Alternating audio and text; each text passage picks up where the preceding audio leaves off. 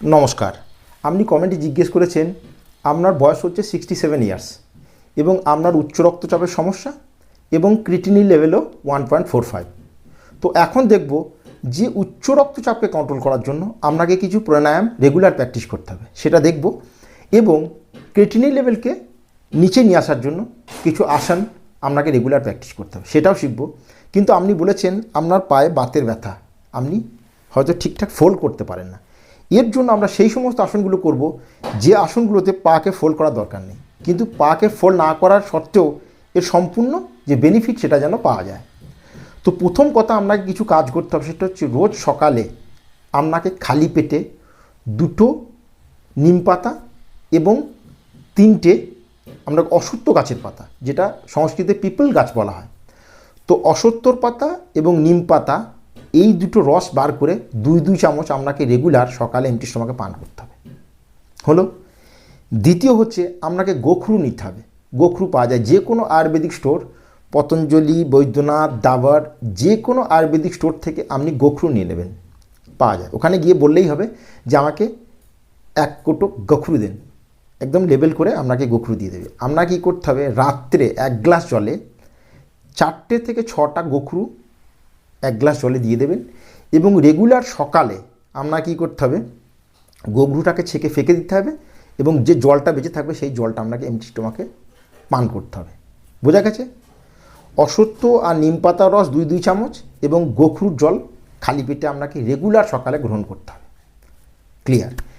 Next হচ্ছে আপনাকে নমক, যে সাদা যে লবণ, সেটাকে এখন 1 মাস কমপ্লিটলি বন্ধ করতে হবে।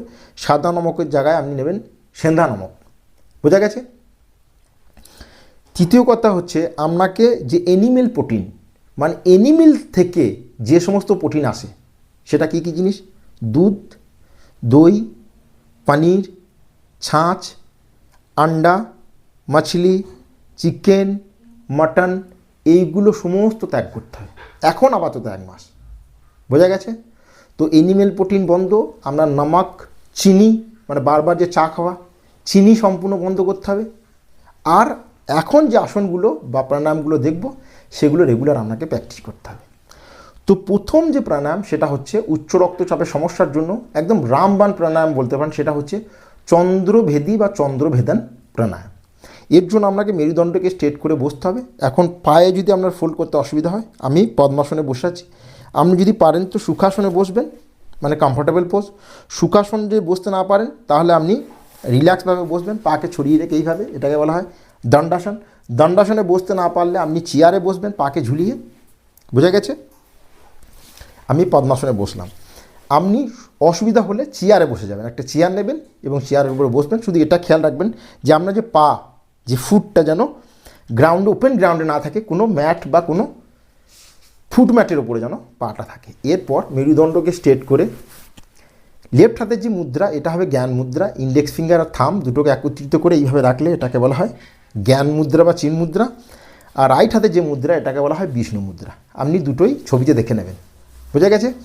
এখন আপনার শুরুর দিকে যদি মুদ্রা দুটো রাখাতে অসুবিধা হয়, জ্ঞান মুদ্রা এবং বিষ্ণু মুদ্রা দেখে নেন, ধীরে ধীরে ধীরে ধীরে প্র্যাকটিস করবেন, তাহলে অবশ্যই আপনি করতে পারবেন। তো এই অবস্থায় রাখতে হবে এবং আপনাকে ধীরে ধীরে লেফট হোল দিয়ে শ্বাস নিতে হবে, ধীরে ধীরে ধীরে ধীরে, এবং রাইট হোল দিয়ে শ্বাসকে ছাড়তে হবে। প্রত্যেকবার লেফট হোল দিয়ে নিয়ে রাইট হোল দিয়ে ছাড়া, এটাকে বলা হয় চন্দ্রভেদী বা চন্দ্রভেদন প্রাণায়াম। বোঝা গেছে? তো মেরুদণ্ড স্ট্রেট, ধীরে ধীরে থাম দিয়ে রাইট হোলকে বন্ধ করে ধীরে ধীরে লেফট হোল দিয়ে শ্বাস নেব। দরকার হলে চোখকে বন্ধ রাখবেন এবং রাইট হোল দিয়ে ছাড়বেন।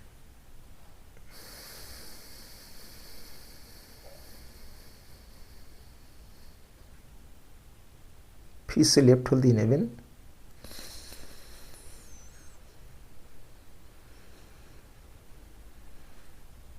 এবং রাইট হোল দিয়ে ছাড়বেন।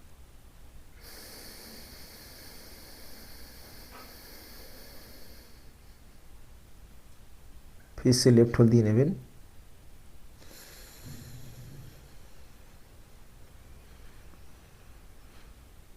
এবং রাইট হোল দিয়ে ছাড়বেন।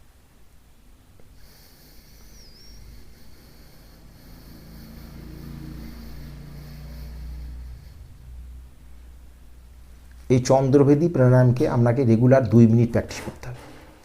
আগের ভিডিওতে আমি বলেছি চন্দ্রভেদী প্রাণায়াম করার ফলে আমরা যে লেফট হোল্ড মানে যে চন্দ্রস্বর এটা অ্যাক্টিভ হবে। আর চন্দ্রস্বর যদি অ্যাক্টিভ হয়, আগেও জানি যে আমাদের নাকে দুটো হোল, একটা হচ্ছে সূর্যস্বর, একটা হচ্ছে চন্দ্রস্বর। এবার যখন সূর্যস্বর অ্যাক্টিভ থাকে তখন মনে চিড়চিড়াপান, এংজাইটি, ডিপ্রেশন, ওভার থিঙ্কিং এগুলো হতে থাকে। যখন আমরা চন্দ্রস্বর অ্যাক্টিভ হবে তখন আপনার মাইন্ড স্টেবল, কাম, ফোকাস এবং মনের মধ্যে একটা স্থিরতা আসবে। এর ফলে ধীরে ধীরে ধীরে ধীরে আপনার মন শান্ত এবং কাম হতে থাকবে। ফলস্বরূপ আপনার উচ্চ রক্তচাপের সমস্যাও ধীরে ধীরে কিওর হতে থাকবে। এটা স্টাডি করে দেখা গেছে চন্দ্রভেদী প্রাণায়াম করার সাথে সাথেই আপনি যদি 5 মিনিট চন্দ্রভেদী প্রাণায়াম করেন, সঙ্গে সঙ্গেই আপনি বিপি নেপে নেবেন, আপনার বিপি তখনই নিচে চলে আসবে। কিন্তু এই চন্দ্রভেদী প্রাণায়ামকে যদি রেগুলার প্র্যাকটিস করেন 1 মাস, 3 মাস, 6 মাস, তাহলে আমরা যে উচ্চ রক্তচাপের আপনি কন্ট্রোল করার জন্য যে আপনি মেডিসিন খাচ্ছেন সেটাকেও আপনি ত্যাগ করতে পারবেন, যদি রেগুলার সকাল বিকাল 2 মিনিট চন্দ্রভেদী প্রাণায়ামকে আপনি অভ্যাস করেন। তো বোঝা গেছে চন্দ্রভেদী প্রাণায়াম কেমন করে করতে হয়। এটা হলো উচ্চ রক্তচাপের সমস্যার জন্য। এখন আপনি বলেছেন আপনার ক্রিয়েটিনিন লেভেল হাই, এর জন্য আপনাকে করতে হবে কিছু আসন, কিন্তু আপনি পা ফোল্ড করতে পারবেন না। প্রথমে আপনাকে একটা ক্রিয়া করতে হবে, সেটা হচ্ছে কপালভাতি ক্রিয়া। গ্রাউন্ডে বসা সম্ভব নয় কারণ পায়ে যন্ত্রণা, বাতের ব্যথা, তো আপনি চেয়ারে বসবেন। চেয়ারে বসবেন কিন্তু একটা কাজ আপনাকে করতে হবে, এইভাবে মুঠি বন্ধ করবেন। বোঝা গেছে? মুঠি বন্ধ করার পর আপনাকে এই দুটো উঙ্গলিকে এইভাবে ছেড়ে দিতে হবে। আপনি ছবিতে দেখে নেবেন যে কেমন করে এটা লাগানো হয়েছে। এই মুদ্রাটাকে বলা হয় কিডনি মুদ্রা। বোঝা গেছে? এবং এই অবস্থায় আপনি চেয়ারে বসবেন, আমি পদ্মাসনে এই অবস্থায় বসলাম, আপনি চেয়ারে এই মুদ্রাকে লাগাবেন, এটাকে বলা হয় কিডনি মুদ্রা। এরপর আপনি মেরুদণ্ডকে স্ট্রেট রেখে চেয়ারে বসেই ধীরে ধীরে প্রত্যেক সেকেন্ডে একটা করে স্ট্রোক দিয়ে কপালভাতি শুরু করবেন। বোঝা গেছে? এবং এই কপালভাতি প্রাণায়ামকে 5 মিনিট করতে হবে, সকালে 5 মিনিট এবং বিকালে 5 মিনিট এমটি স্টোমাক, মানে ওই যেগুলো বললাম নিম পাতার রস, পিপল পাতার রস, গোখরু পানি মানে গোখরু জলটাকে খাবার পর প্রথমে করলেন আপনি চন্দ্রভেদন প্রাণায়াম, তারপর আপনি চেয়ারে বসে করবেন কিডনি মুদ্রাতে কপালভাতি ক্রিয়া। এটা কিডনিকে মানে শক্তিশালী এবং মজবুত করবে। আপনার যে ক্রিয়েটিনিন লেভেল হাই, তার মানে কি কিডনি ঠিকঠাক ফিল্টারেশন করতে পারছে না, সেই জন্য শরীরে ক্রিয়েটিনিন লেভেলের যে মাত্রা সেটা বাড়তে থাকছে। যখন কিডনি শক্তিশালী মজবুত হবে এবং কিডনি সম্পূর্ণরূপে সমস্ত বর্জ্য পদার্থ থেকে ডিটক্স করবে, তখন আপনার শরীরের যে ক্রিয়েটিনিনের মাত্রা মানে ব্লাডে যে ক্রিয়েটিনিনের মাত্রা বেড়ে রয়েছে সেটা কিন্তু নর্মাল অবস্থায় আসবে যখন আপনি কিডনি মুদ্রাতে কপালভাতি প্রাণায়ামকে করবেন। তো দেখা যাক ধীরে ধীরে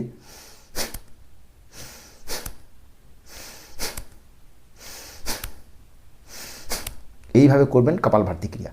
কিন্তু একটা জিনিস আপনাকে ধ্যান রাখতে হবে, এইভাবে কপালভাতি ক্রিয়া করা চলবে না। আমরা যে শরীরে নাড়াচাড়া করি, গর্দান নড়তে থাকে, ঘাড় নড়তে থাকে, আপনার শোল্ডার আগে পিছু হতে থাকে, শ্বাসের যে রিদম সেটা মানে ভাঙতে থাকে, রিদমের সাথে আপনি যে কপালভাতি ক্রিয়া করতে পারেন না। রিদমের সাথে আপনাকে শরীরকে একদম সিধা রেখে, মেরুদণ্ডকে স্ট্রেট রেখে, ঘাড়কে স্ট্রেট রেখে শুধু স্ট্রোকটা মানে পেটটা ভেতরের দিকে ধাক্কা দিতে হবে, আবার শ্বাসটাকে ফোর্সের সাথে ছাড়তে হবে। আর শ্বাস যে নেওয়াটা মানে ইনহেলিংটা অটোমেটিক হতে থাকবে। আপনাকে শ্বাস নেওয়ার দিকে ধ্যান দেওয়ার দরকার নেই, আপনি শুধু শ্বাসটাকে ফোর্সফুলি ছাড়বেন।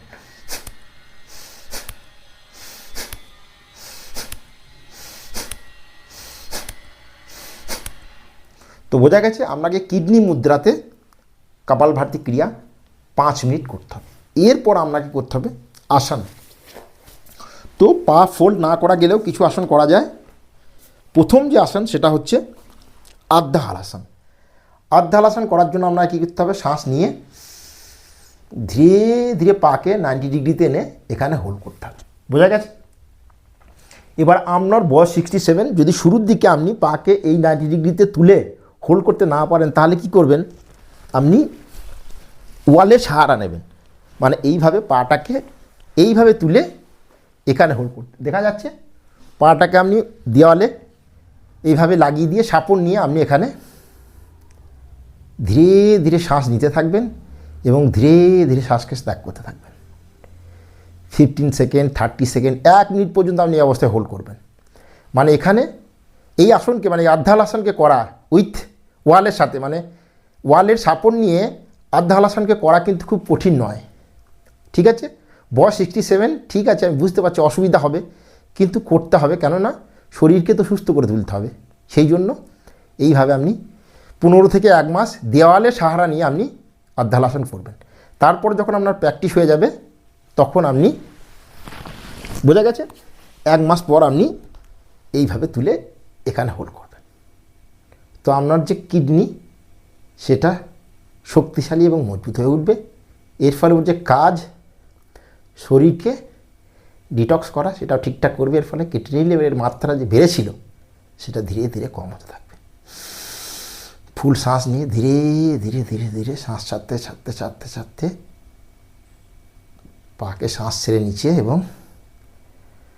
3 থেকে 5 সেকেন্ড রিল্যাক্স।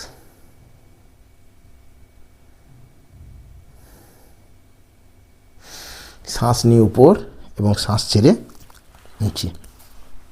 এরপরের যে আসন সেটা হচ্ছে আপনাকে উল্টোভাবে লেটতে যেতে হবে।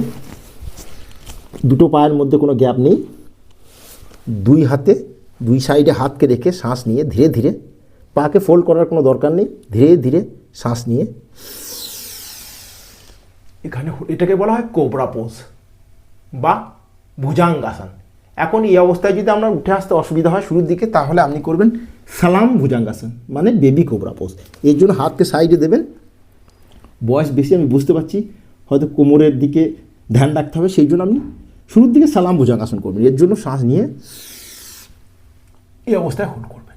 5 সেকেন্ড দিয়ে শুরু করবেন, ধীরে ধীরে টাইমিং বাড়াতে থাকবেন। 5, 15, 30 সেকেন্ড এইভাবে সময় বাড়াতে থাকবেন। 1, 2, 3, 4, 5, শ্বাস নিয়ে শ্বাস ছেড়ে রিল্যাক্স। এবং এই আসনকেও 3 থেকে 5 বার করে প্র্যাকটিস করবেন। বোঝা গেছে? শ্বাস নিয়ে উপর, শ্বাস ছেড়ে রিল্যাক্স। তো রেগুলার কপালভাতি ক্রিয়াকে কিডনি মুদ্রাতে রেগুলার প্র্যাকটিস করতে হবে। চেয়ারে বসে করবেন, পায়ের অসুবিধা। আপনাকে উচ্চ রক্তচাপের জন্য আপনাকে করতে হবে চন্দ্রভেদী বা চন্দ্রভেদন প্রাণায়াম, রেগুলার 2-2 মিনিট, সকাল বিকাল সকাল বিকাল। গোখরু আগে বোঝাই গেছে কোন কোন জিনিসগুলো নিতে হবে। এবং আপনাকে এই আসন, প্রথমে সালাম ভুজাঙ্গাসন আসন দিয়ে শুরু করবেন। সালাম ভুজাঙ্গাসনকে 15 দিন করার পর সম্পূর্ণ ভুজাঙ্গাসন, मतलब ফুল কোবরা পোজ। বোঝা গেছে? এবং আপনাকে আর্ধহালাসন, যদি শুরুর দিকে আর্ধহালাসন করতে অসুবিধা হয় তো আপনি ওয়ালের সাপোর্ট নেবেন। ওয়ালের সাপোর্ট নিয়ে 15 থেকে 1 মাস প্র্যাকটিস করলেন। তারপর উইদাউট সাপোর্ট আপনাকে করতে হবে আর্ধহালাসন। আপনি 1 মাস করে দেখেন, এই রুটিনটা ফলো করেন, আপনার কিডনি লেভেল নর্মাল আসতে বাধ্য, আপনার উচ্চ রক্তচাপের সমস্যা কমপ্লিটলি কিওর হতে বাধ্য। তো রেগুলার অভ্যাস করতে হবে, শরীরের প্রতি যত্ন নিতে হবে। Thank you. কল্পনা দি ভালো থাকবেন। নমস্কার, টেক কেয়ার।